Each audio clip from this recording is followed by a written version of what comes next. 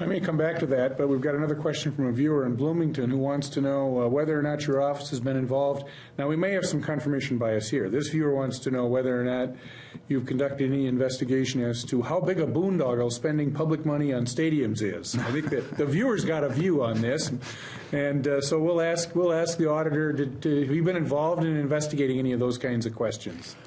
Well, we've never taken on that exact question.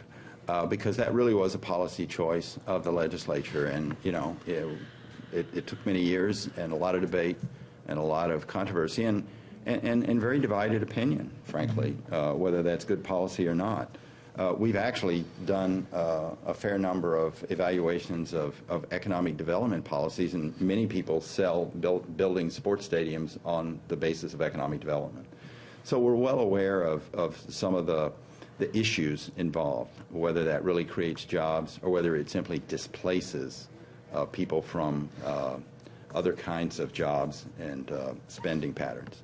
So we're aware of those issues, but we were never asked directly to evaluate whether building, I assume this is a reference to maybe the Viking Stadium. Well, it could be any one of number. As our viewer notes, the viewer wants to know whether or not stadia is the correct plural, and I will say to the viewer, the Latin would say stadia is appropriate, and we have had more than one. So, but I will just add, Justice Anderson, that although we did not address the policy question, we are, in fact, the auditors of the Metropolitan Sports Authority, and so we are currently conducting an audit as construction is ongoing for the new stadium.